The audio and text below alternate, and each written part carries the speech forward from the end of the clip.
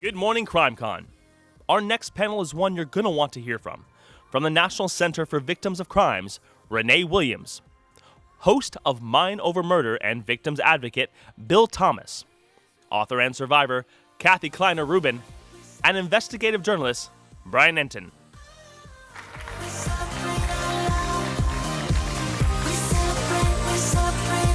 Oh, I am not going to compete with that music. I'm loud, but not that loud. Good morning, CrimeCon. Is everyone caffeinated? Yeah, I'm not. So it'll be a real fun ride for all of us. Well, thank you for coming. My name is Renée Williams. I'm the executive director of the National Center for Victims of Crime. And a little bit about us, we are a nonprofit based out of Washington, D.C. We've been around for about 35 years. One of the first true crime cases, the Sonny von Bulow case. So if you guys aren't crimed out yet, if you go home and watch Reversal of Fortune, it was actually based on our story and our center. So our founders were so appalled by how they were treated by the justice system, they founded our center, and it was to make sure that no victims were treated as they were. And so watch Reversal of Fortune. Jeremy Irons won his Oscar from it, and it is solid proof that this true crime community is amazing and does amazing things when we put our mind to it. And I am so blessed to be joined on stage by three amazing panelists who are really the rock stars of CrimeCon, and I'm gonna let them introduce themselves. Okay, I'm Bill Thomas. I managed to be hungover this morning without drinking alcohol. I'm the older brother of Kathy Thomas, who together with her girlfriend Rebecca Dowski are the first two victims in the so-called Colonial Parkway murders in Virginia, which is a still unsolved case. It'll be 37 years, October 11th. Half of the case is FBI, half of the case is Virginia State Police. Don't get me started. And we're still moving that case forward, and we're very hopeful that we'll be able to find a resolution to these 8 young people that were murdered in the Colonial Parkway murders. I'm Kathy Kleiner. I was attacked by Ted Bundy. My story tells my life, has been very interesting. I've been a serial survivor. When I was 13, I was diagnosed with lupus. I had chemo, lost all my hair, and home 7th grade. I'm a serial survivor from Ted Bundy. I survived his attack in 1978, and I'm a survivor of breast cancer.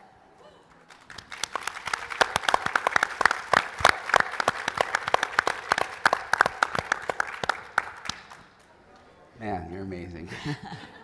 My name's Brian Entin. I'm a correspondent with News Nation. I cover a lot of crime stories. We also have a missing series. We do stories every week on missing people. We try to cover stories that don't get as much coverage, whether it's unsolved crimes or missing cases. We do a lot of minorities, a lot of missing men, because they don't get as much coverage. And I'm on the road every week covering all sorts of stories from coast to coast. Thank you guys for joining me. And we are here because we want to tell you the 8 simple rules for being an ethical true crime fanatic. And I've got great news for everyone. You're not allowed to leave yet, but you're here on a Sunday morning after a Saturday night in Orlando, which means you are 90% of the way there. And we really came up with this because we were here last year and we presented last year, and I was just so inspired by the true crime community and so embraced and just so impassioned and felt your passion for victims that we thought, we'd like to get some rules out there because everybody wants to do good, and so we want to make sure that we're helping and we're guiding. So that's what we're here for. And let's get into the rules. So all of you have them. You can follow along. None of them will be a surprise. The first one, and if you take nothing away from this talk, tell your friends, take this away. There is no such thing as victimless true crime. No such thing. Every story we watch has a victim, and they are not characters in a movie. They are people. They have families, and they have survived some of the most horrendous things that we can imagine. And so we really need to make sure that we're keeping that eye on them. And so I'd actually really like to ask Bill and Kathy to talk about what this rule means to you both, especially in the true crime community. You want to start? You go ahead. Okay. Well, for me, I wear 2 hats. I'm the brother of a murder victim and an advocate for the people that were killed in the Colonial Parkway murders. But I'm also a podcaster with my partner, Kristen Dilley. We do a podcast called Mind Over Murder. Now, we got into that, quite frankly, because I want to put pressure on the FBI and the Virginia State Police. I think I have sort of a unique perspective on the fact that there is no such thing as a victimless crime. I know I love movies and television. When you're watching a work of fiction, and boy, there's nothing I like better than sitting down with Pamela, my partner, and watching a great movie or a television series, and that might be true crime, to the point where Pamela's like, enough already, Bill. But my point is that we're not fictional characters, and I think sometimes it's hard when you're sitting in your living room or watching on a device, remembering that when we're talking about true crime, in every single one of these stories, as Brian and Kathy can tell you, there are real people that have suffered these losses. They've either been killed or injured themselves, or a family member has been killed or injured. I'm hearing a new figure now of there are 350,000 cold case homicides in the United States alone. From my point of view, that should be a national scandal. But in any time we're watching these stories, reading about these stories, checking things out online, you always have to remember there are real people who are in real pain somewhere as a result of the thing you're watching and enjoying and hopefully learning something from. But you can't ever lose sight of the fact that whether it's someone who's lost their life or somehow been damaged, they will be damaged for the rest of their lives. So moms, dads, brothers, sisters, partners, husbands, wives, you name it. That impact is something I think we all have to be cognizant of. Mm-hmm. And I'm sorry, I interrupted you. That's fine. I think the victims and their families need to be recognized that they're not just a figure out there, and people need to be respectful of them. Many times the press and the reporters ask too many questions or not enough questions and fill in the blanks by themselves. It's important that the victims' families feel respect and that they're not pressured to talk about what happened. And Brian, I want to ask you, what work do you put in before you speak to a victim? And what is the process like interviewing them? It's difficult because they're usually having like the worst day of their life, or they're in the worst moment of their life. It's always uncomfortable, like going and knocking on a door and making that first call, like to someone who's lost a loved one or there's been an awful tragedy. It's probably like the most uncomfortable part of my job. Like you never really get used to it or like it at all, and I kind of have to force myself to do it. But I find like maybe 50% of the time people don't want to talk, and they're just like, please, leave me alone, and that's it. Then you just back off. But probably about half the time people want to talk to us. I think maybe it's like therapeutic in a way. And you were talking about like some reporters ask too many questions or ask like too probing or whatever. Yes. So I usually just try to make people feel comfortable. And I find like if you just let people talk, like if you maybe ask like just a couple questions, but don't interrupt and just like stay quiet, that's been like a way that I've found has felt respectful, and also even for, my work as a reporter also works, because if you just stay quiet, like people will tell you the whole story and share things that maybe they weren't going to anyway. So that's awesome. Yeah. So rule number 2, and this one is coming back to you both because it's timely for you. There is no timeline for trauma and how to process trauma. So you see on Netflix, and I'm probably gonna get yelled at or something for name dropping, but it is what it is. Netflix has been doing Jeffrey Dahmer and Ted Bundy stories. And some folks watch it and consume it, and they think, well, it was 30 years ago. Surely we've moved on. That's not the case. There is no timeline for when something this horrible happens to you, for when you have to heal, and there's no telling even 30 years later what will trigger you. And so your cases are both very old. And Kathy, I got the opportunity to hear you speak on Friday. The day's blurred, but Friday, and you talked about every time you tell your story, you heal. Yes. But I also imagine that every time you tell your story, it takes you back a little bit. Yes, it does. When I do talk and I explain the attack, I'm right there, and I put myself to when I was there. I want the audience to know what I feel, and that to me is important. There's many times when I don't want to talk about it, but a lot of times I want to talk and get it out of my system and heal again. I'll give you an example. While we were here at CrimeCon, Paul Holes and Kevin Balfe, Kevin's the guy that runs CrimeCon. You see him running around with a clipboard doing this kind of thing. They put together a group that met the other night, and they called it the Advocates. And every single person in the room had been directly involved in violent crime. And a lot of these folks are people that we know and admire and are speaking here at CrimeCon. And they made a decision, which I think is a good one, because we had never all been in a room together, and there were about 25 or 30 of us, including lots of folks you know. And we went around the room and introduced ourselves, and each person spent a minute or two talking about their particular situation. And it ranged from me at 37 years all the way to people whose cases have kicked off 6 months ago, a year ago. But I have to tell you that we went around the room. It took an hour to go around the room and for each person to talk, some a bit more, some a bit less. But by the end of it all, the amount of heightened emotion and pain, quite frankly, in that room was something I've never seen before. And I told Kristen later, I felt like a dish rag after being in that room for about an hour and a half total with all of these amazing people, but their stories were so compelling, and there's deep and profound loss and sadness mixed in here with people who are incredibly inspiring, like Kathy, and people that are in situations that don't have answers, and people whose cases have been solved or fully adjudicated. And I don't think we can ever lose sight of the fact that the loss never goes away.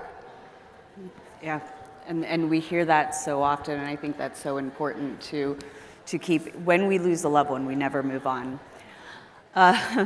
So this is my personal favorite. We had a button, and the buttons didn't come in, but it is investigate, investigate, investigate. And I have to tell you, I was originally going to say true crime fans are suspicious of everything, and I know this because I was a true crime fan, and I've learned how to spy dial dates I'm about to go on. I know how to tell my friends, I am suspicious. But then I'll tell you, the first morning, I got on a bus with a bunch of CrimeConners. We didn't ask if the bus was coming to CrimeCon. We just got on a bus with strangers. And then we got lost, and we were driving around the hotel, and I was like, oh my God, CrimeConners, you let me down. Hijacked. What? But so I tell you this to say, we're suspicious of everything except the true crime we consume. So we are listening to podcasts, and the folks that we're listening to, and this is not a knock on any podcasts, but there are a couple out there that you all probably know more than the people that are doing it. They might be reading a Wikipedia article. So do your homework, investigate what you're listening to, what you're watching, what have victims said, and really maintain a discerning ear. Ask yourself, why are they covering this story? What is the goal, and what are they getting out of it? Is it just money, or is it to bring actual awareness to a case or to an issue like domestic violence? And Brian, you get to be the star of this, because I will say Brian's one of the most ethical reporters out there, and he does an amazing job. That takes a lot of work. Yeah, give him a round of applause. But that takes work. It's not just hopping in front of a microphone. So do you want to tell us the work that you put in? Yeah, I mean, for me, like, I didn't really get into the true crime world until a couple years ago, and I'm still not just like a crime reporter. I cover all sorts of different things, so I kind of come at the crime stories the way I would any other story, where, you know, you have to vet your sources, you have to have official information, you have to have facts, and you don't report anything else. So, you know, I think some of the podcasts and stuff I see on YouTube, people will just start connecting pieces on their own. And sometimes I think, you know, true crime consumers, that might be a little more exciting or fun to watch, but I think like some people are just trying to make money, get clicks, get attention, and maybe some of the stuff we do isn't as exciting, but you at least know that you're going to get the truth in that moment. And something else I was thinking about when Kathy was talking, like so many of the victims that I interview, it's like right after something really bad happened, like maybe even like the next day or that week. And I don't think people who are into true crime realize that these people like aren't sleeping. And I hear this so many times. They stay up at night like on their phone and they read the comments on the stories. And they like watch the YouTube videos, like, because like if they just lost their child, like that, they're not going to go to sleep, like, and they're looking for clues too.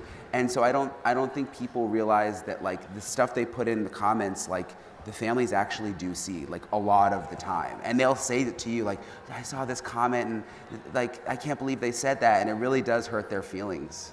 So I hope people will realize that it's not just like some vacuum on Twitter. If I can add something.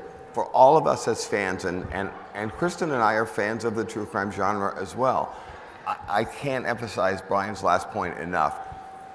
When we write something, and there's something about the World Wide Web, we tend to tear at each other sometimes.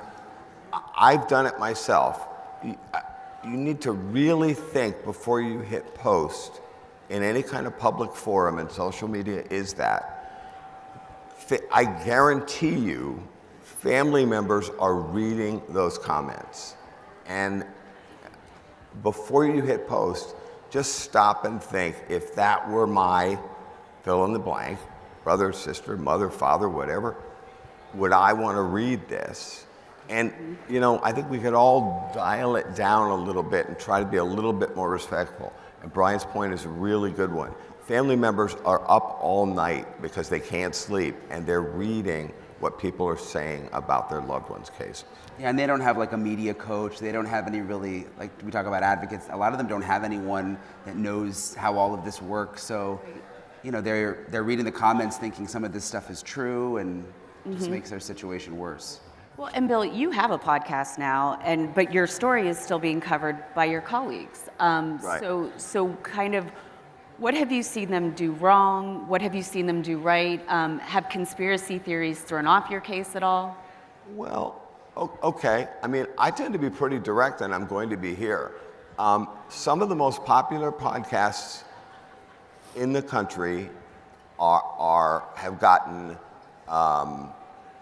very lazy. I can hear a Wikipedia rip and read just as well as any of the rest of us.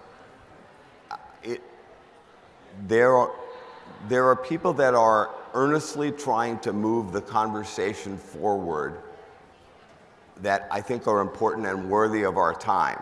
And there's a lot of content that's out there, including people who have been in this space, 10 or more years, that frankly should hang it up. If you're not helping to move the conversation forward in a positive way, then I think you should get out of this and do something else, please, but just stop showing up on my phone. And things like, thank you, things like throwing out, I think it's Joe Smith is the killer in the such and such case. I'm sorry, this is unbelievably irresponsible. We don't know that, and I don't care how much armchair research we've done, and we do plenty. I'm not going to posit that Joe Smith is the killer in the such and such case. It's completely irresponsible. We need to step back and let the process unfold. Is it frustrating? Hell yes. Can you hear it in my voice? probably it is a frustrating process. But remember, families are being told by law enforcement, don't say anything publicly.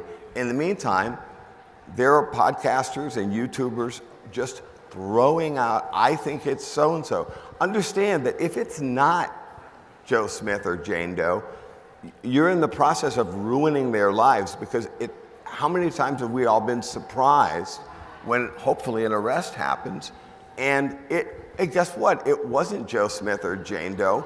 It was somebody who was, we've all heard this, Brian's had to report it, someone who was not on law enforcement's radar. So I think people need to always be cognizant of the fact that we need to be responsible consumers as well as producers of this fascinating content. Step off soapbox. No, I like the soapbox. Better you than me. I'm going to get him right back on. Watch this. No, we'll get Kathy up there. She's up next, actually. So require the presence of victims' voices, and that means more than, and I love it, but I don't, that means more than the host saying at the beginning of a show, she lit up every room. I don't care that she lit up every room. I want to know what her family thought about her. I want to know what her favorite animal was and what her dog's name was. I don't care that she lit up every room, because I don't believe it anymore. Have victims' voices. There is a difference between good true crime and bad true crime, and most often what we see, the defining line is if they've spoken to the victims, if they've done the interviews. And I'll give you all an example. People versus O.J. Simpson. So Kim Goldman is on my board of directors, and she's become a very good friend, and she's a tremendous supporter. And so when People versus O.J. Simpson came out, I called her and I said, Kim, did they interview for this? She said, no. They didn't even tell me it was coming out. I found out with the rest of America. I said, yeah, but Kim, they were showing private conversations with you and your dad. She said, those conversations never happened. That didn't happen. So they're just making things up at this point because they're not talking to victims. And Kathy, this happened with Netflix and the Ted Bundy series. Did anybody call you and talk to you? No one consulted me. No one asked any questions if they were getting it right. It was sad because I had a lot to say, and I think I could have a lot of input for them to make it a true story. I think a lot of times they make things up. They just don't know, and they don't get it right a lot. I think there's a lot of laziness in the television industry, and I've helped co-produce television shows. It wouldn't actually take very much time to get a hold of Kathy and talk to her. Even if she's not appearing in the show or whatever, you'd at least have your facts straight and know what really happened because she lived it. I think there's a difference too between like news and some of these shows that come out like a couple years after a crime. Like when we're on the ground covering a crime when it happened, there's press conferences, it's evolving every day, you're like covering kind of an unfolding story. Whereas I think some of these TV series that come out late, 5 years later, 2 years later, 10 years later, like they have to make it exciting and like interesting. So it's not really journalism all the time. It's more of like a show. They're trying to make money. They're trying, you know what I mean? Well, the Dahmer series came in for a lot of criticism, and every ounce of that was deserved. When you found out later that family members who were still alive and not hard to find weren't informed about the show, weren't informed there were going to be reenactments of their loved one's brutal murder at the hands of a serial killer, and there's no attempt whatsoever to reach out to them, even just to give them the heads up, hey, we're doing this series. Do you want to provide any kind of background? Or just as a courtesy, if nothing else, just to let people know that this series is in development. And for, I think, the families of Jeffrey Dahmer's victims, and it saddens me that we reference serial killer cases by the killer and not by the victims' names, and that's true. In Kim Goldman's example as well, media could do a much better job of dealing with victims and at least communicating with them, regardless of whether or not we appear in a television series or a movie or whatever. But just let's at least get the real deal, what happened to Kathy, how she survived, how she faced down Ted Bundy after her attack, which is an amazing story. There's so much to be learned from the people that actually lived it. And I will tell you, the National Center is doing a huge push right now to all television and all of the streamers to just have a disclaimer at the beginning of each show that either says victims were consulted with this or victims were not consulted, because I think you all have a right to know. You have a right to know if what you're watching is true. So we are pushing that. They're not very happy with us, but it's not don't watch it. It's not you can't produce it. It's just tell people, is this based on a true story and how factual is it? Are you ready for this one? This is my favorite. I'm gonna say all of them are my favorite because I came up with them. Do no harm. And if you all stopped by my booth, you can get a button and it says do no harm. And this is a lot of what we were talking about, but I'm gonna give you all a chance to go on the soapbox again. Just because a family has put their story into the public or it's being covered by the news, that does not make them public figures. They are still going through the worst moments of their life, and that means we want to treat them with kindness and with compassion in all interactions. And like we were talking about, that includes social media interactions. There's actually a murder victim in Maryland that happened about a month ago, and everybody automatically assumed it was her boyfriend, and it was not. And he had a criminal past, and he just got ripped. And so he was trying to process the very true pain of losing the love of his life, and at the same time, he's being accused of killing her. And he's watching all of the posts come in, and it's on the news. And I can't imagine the amount of harm that does. So as Bill said, and I'm gonna let you go back on your soapbox, and I wanna hear some of this from Kathy too, you know, just think before you like, before you repost, before you comment, before you share. There's nothing wrong with it, but why are you doing it? And if you were on the other side, how would that feel? It was disturbing to me. After the attack, I had moved home, and a reporter put my name and my address in the newspaper. This was before Bundy was even known about as possible killer. It was a time where my parents were upset. We had to have a police officer outside my door, and then the neighborhood became curious. So it was misinformation, and then it was too much information. And reporters get it wrong a lot when I talk and when they actually put it down on paper or in the news. It's something that really needs to be taken care of. The victims need to be treated with more respect. Mm-hmm. Mm-hmm. I'll add a couple of things if I can.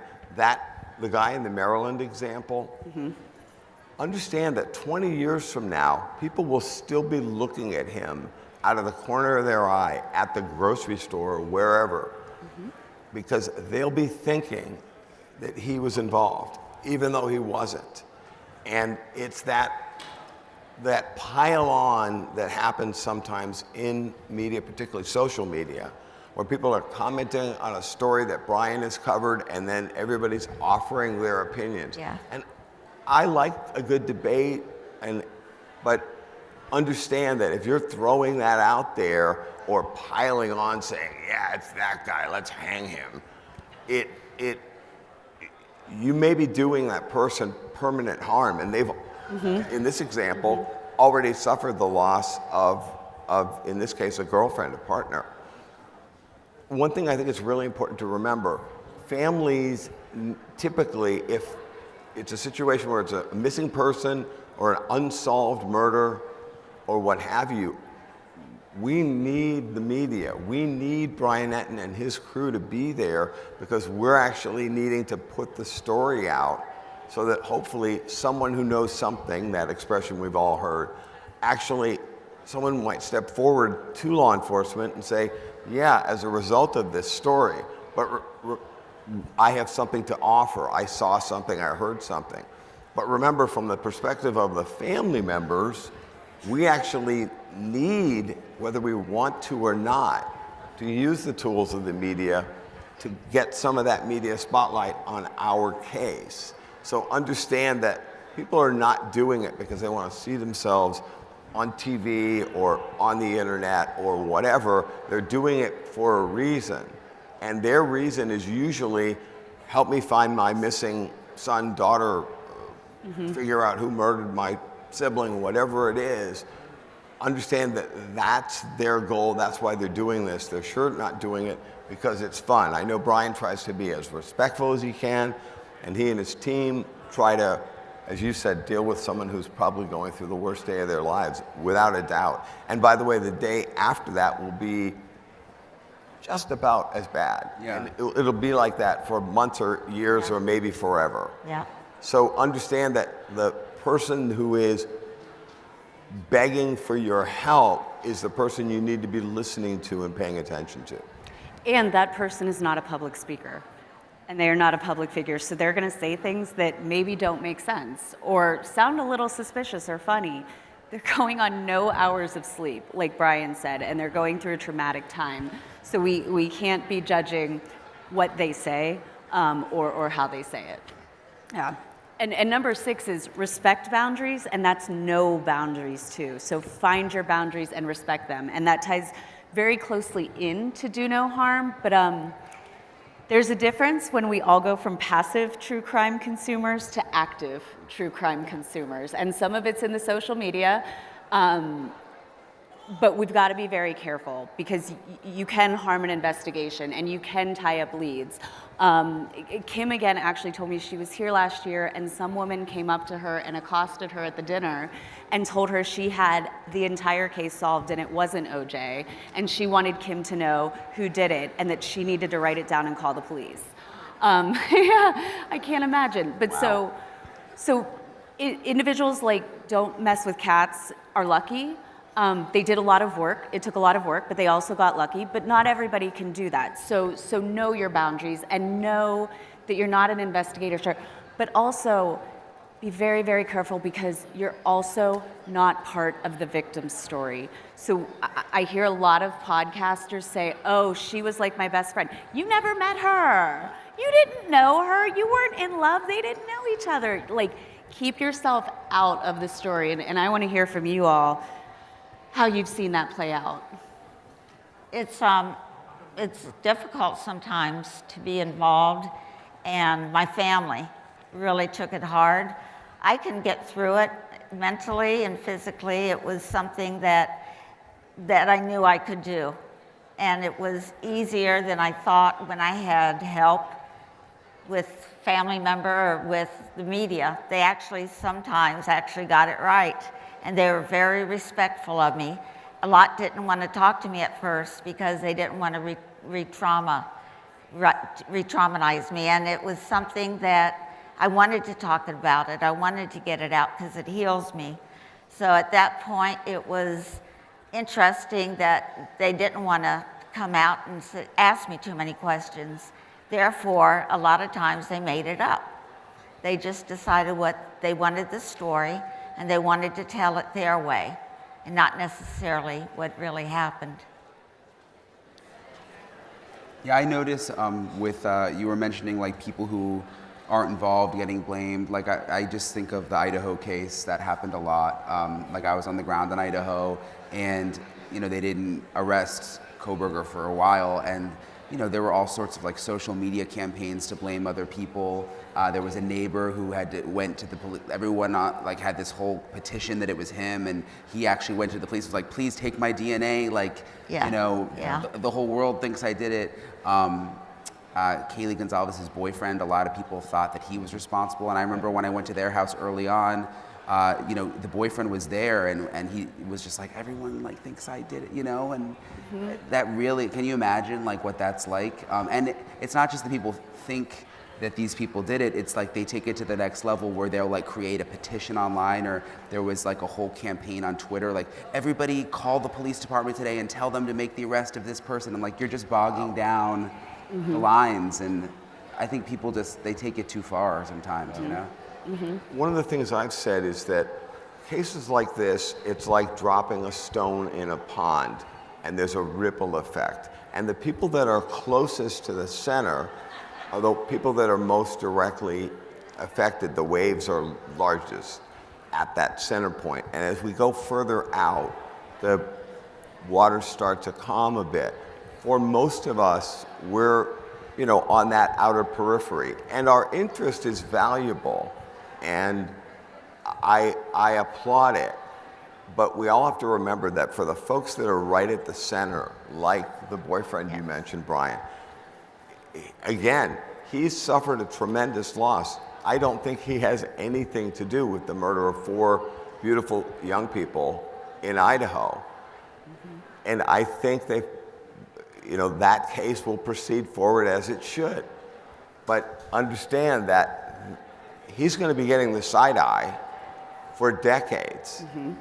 No matter where he lives, he'll be walking into a hotel perhaps someday, 2 or 3 decades from now, and say his name, where you do when you check in, and people will be looking at him like, he was involved.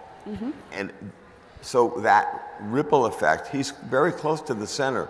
Let's not destroy his life because we think someone's involved in a particular case.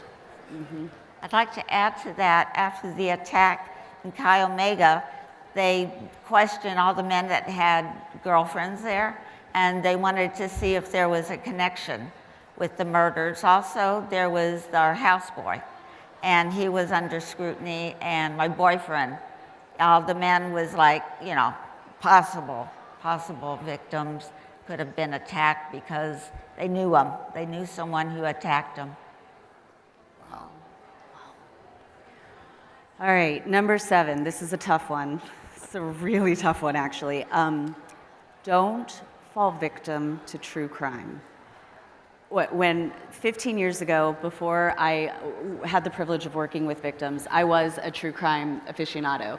So it was when ID Discovery first came out. And I remember calling my cable provider, and I was like, I don't care what package I have to get. I need ID Discovery. And my mom came over one day, and I had laundry everywhere, and I was laying on the couch watching Candace along with popcorn. And she said, and my mom, by the way, has a lot of theories on things, and they're bizarre, but they're usually right. They're not so bizarre then. Moms do that, but she's way ahead of her time, but she says things, and I'm like, Mom, what are you talking about? But so my mom came over, and I'm sitting on my couch eating popcorn, and she says, I think you're depressed. And I said, what? She said, I think you're depressed. And I said, why would you think that? She said, well, you've got a pile of laundry, you're sitting on your couch, and all you do all day is watch your murder shows. Here's the thing. Since I've gotten into victim services, I've learned about a concept called vicarious trauma, and it is very real. And so in the victim services world, law enforcement, prosecutors, we learn about this. When you are in crime, all day, every day, when you're hearing about what the worst of people do to each other, it starts to impact you, even if it doesn't affect you. And it does have an impact on your mental health. Now, we're just starting to study this, right? So I said ID Discovery 15 years ago. That was the very first 24-hour streaming. How far have we come in 15 years? You can access true crime from anywhere, wherever you are, whenever you want it. And that is having an impact on us that we're just not recognizing. So we're starting to talk about it with news anchors and with reporters, that they are getting vicarious trauma if they cover a beat too much. Every single person at CrimeCon needs to be aware. And I've heard the joke like, oh, they say falling asleep, relaxing to a serial killer is a red flag. It's not a red flag if you're checking yourself. And as long as you're aware, so we're trained to check ourselves and our symptoms and make sure we're okay, and we're trained to take a step back and to take a break when we're seeing flags in ourselves. And I want everybody in this room to be able to do that and realize it's okay to take a step back. And Brian, you've been covering beats now. Have you noticed how it has changed you? And are you doing things to kind of regulate that? Yeah, that's a good question. I think I probably hold a lot in when I'm out covering these stories. It's like, and you try not to be too emotional because you want to be objective and do a good job. But I think, I looked up to like Walter Cronkite and all those people, but I think the days of like just being kind of a robotic newsman, and we were all human, you can't help but feel sad covering these things. So I mean, I try to like run in the morning. That helps me kind of release if I'm out covering something difficult. Or I find like with every story, there's usually one moment where like it'll kind of hit me, like with the Gabby Petito story when they released the body camera video that day from Moab, and you saw that it was domestic violence and you saw her crying. That was a time when I just needed to like take a couple days off, and I realized like I was just getting too emotionally connected in that moment to really be able to do the job well, so I just needed to step away for a couple days. So yeah, I think just you got to remember that that's you know, it's real life. It's not just a movie. Yeah. You know, and for me, it's easy because I'm out there and meeting the people face to face. But I think people who are watching sometimes forget that this isn't just like entertainment. Right. You know? Right. And a lot of the movies are supposed to be entertainment, and they do hit the victims and they do hit the families, and they don't quite get it that entertainment is not to be used to at the risk of hurting other family members and friends. And it's a very real thing, and it's a good thing. It's a good thing to be impacted by this, right? Like, it is a good thing to have those feelings. We are all humans, and we are watching humans. So it is a good thing, and you should recognize that part of yourself and embrace that part of yourself. I still choke up on stage when I hear certain stories, and I'm supposed to be a professional, and I will, get very. I've had to learn to embrace that part of myself because we are all humans, and we're hearing about truly moving stories. I feel the same way. I mentioned that meeting we had, kicking off this group of the advocates. It's really difficult to listen to people's real life stories about what happened to them. But I think that also taps into what makes us human beings. And I think the fact that people that are attending CrimeCon are interested, but you also care. And I love being part of this community for that reason. Yes, you can be fascinated by a story as long as you're not losing sight of the fact that, that the people that are directly impacted, the ones closest to that center of the rock dropping in the pond, could be walking past you or riding in the elevator with you at that very moment. And I think that's important because this is one of those, to quote my very wise mom, who was actually, as it turns out, was always right. And I've realized that she's gone now, but I realized, something? All those times when my mom told us to be careful and call us, if there's a problem, or don't drive in the middle of a New England snowstorm. It turns out she was right every single time.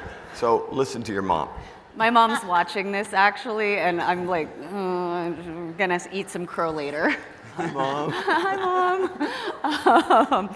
Hi, Dad, too, because my dad always gets mad because I talk about my mom, not my dad. Oh, sorry. Hi, Dad. Hi, Dad. So number 8, turn your interest into impact. And like I said already, great news, you're here, so we're on the right path. But there are a lot of ways you can do this. You can volunteer at crime victims serving organizations. Please, we love volunteers. Not a shameless plug, but a totally shameless plug. You can donate to Crime Victim Services Organization. We need the money to help us keep running. You can share these 8 rules with everybody. And you can tell all of your friends that they need to check it out and they need to follow these. And you all don't know the power you hold. You are such a powerful group. And you have the power to hold the Netflix accountable. You have the power, and you have the right to do it. Hold these individuals accountable who are making things up and be like, hey, I'm not going to listen to you unless you start doing it the right way. And we're actually putting out a media guide and a victims guide where we're trying to get in front of it to say, keep doing this, this is great, you're bringing the attention to the story, but do it without re-victimizing folks. And I've got to say too, I have a lot of respect for CrimeCon because they're doing it right, but missing white woman syndrome is a thing, and there are a lot of BIPOC individuals out there, and we have to start paying attention to them, and we have to start caring about them just as much. My wonderful friends, Natalie and Derica from the Black and Missing Foundation are here. Go visit them, talk to them. They are phenomenal. They've spoken for us, and they're inspiring, and they're amazing, and we've got to care as much about everybody as we do about missing white women. I'm going to put in a plug here, something that we can all do while we're here. Everything that Renee just said, and I'm asking every single person, remember, my sister's case is an unsolved case.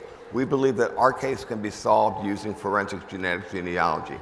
Every single person here, please go to the GEDmatch booth and offer your DNA, give your DNA, or find out if your DNA, which you can upload from Ancestry, 23andMe, etc., which are not searchable by law enforcement. You need to have your DNA in the GEDmatch database or Family Tree DNA. And I'm not shilling for those companies. I'm saying we need everybody's DNA to be in the databases so that law enforcement can legally search for unknown persons who are likely involved in the Colonial Parkway murders and thousands of cases across the country. If there's one thing you do, besides all the things that Renee said, go to GEDmatch, talk to them. This is not a commercial endorsement in any way, shape, or form. This is the brother of a murder victim asking for your help. Yeah.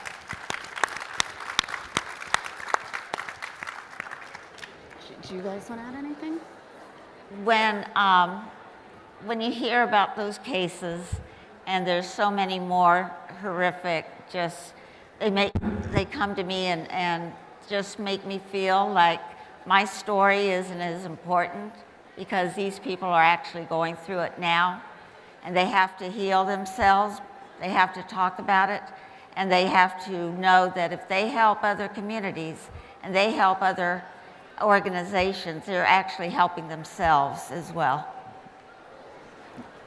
I would just encourage people, like, I think we all get kind of obsessed with the same cases, but there are so many that don't get coverage, that are online, and missing cases that we cover on News Nation or that other podcasters are covering. And I would just encourage people to share those cases too, because like, there's just so many, and I think people get focused in on the same like 5 or 6 cases.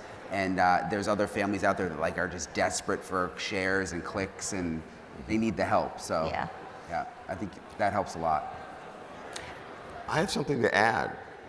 How have we gotten this far without mentioning that you have a brand new book out that I'm really excited about reading? Yes, thank you. Thank you. Tell people the title and how we can get copies, because It's called A Light in the Dark, Surviving More Than Ted Bundy. Like I said, it was also breast cancer. I've had miscarriages, and it's a book that enlightens also, because we talk about all the women that Bundy has killed and admitted to. I talk about 30 of them, and I bring the voice to each one, because everyone had a dream and a goal and something they were living for, and I want to give them the voice that they never had. So in this book, we debunk Bundy. He wasn't the charismatic guy that everyone thought he was. really, He was a loser, he was deviant, he was a manipulative person that he wanted to see what you saw. He wanted him to be projected as a nice guy that looked around and looked nice, so everyone thought that he was not guilty. He couldn't have done this. But back in '78, they didn't have DNA. They had to do regular police work with fingerprints and a lot of work as far as, you know, putting everything together and putting him together with Kimberly Leach that was killed in Florida. This DNA was not available, but fiber in the car and different things like that put them together with both the attempted murder of me and the murder of 2 of my sorority sisters. Go buy her book. I can't wait to read it. Seriously. It's in the bookstore. Sorry for the shameless plugs, but not actually sorry. So you guys made it. You made it through the 8 simple rules. They're simple, right? They're easy. We have about 6 minutes. We are actually not going to take questions, and we're doing this intentionally. I want to talk to folks. I don't want to be asked questions, and we talked about this before. I don't want to be asked questions from a stage and have people yell at me and have me shout an answer to you. So I will be over at our NCBC booth at 11. We will all be wandering around. I think all of us have booths. Yes. And so please, if you have questions, if you want to talk, if you've been inspired or impacted or you want to help, or you want to tell me that even though I said this wasn't going to be awful, you were bored the whole time. I accept that because I really like constructive criticism. So please come talk to us, come visit us, come have conversations. We love this community. We love having these conversations. And you all are doing the right thing because you're here, and we really appreciate you. And thank you so much for your time and for being here so early on a Sunday morning. So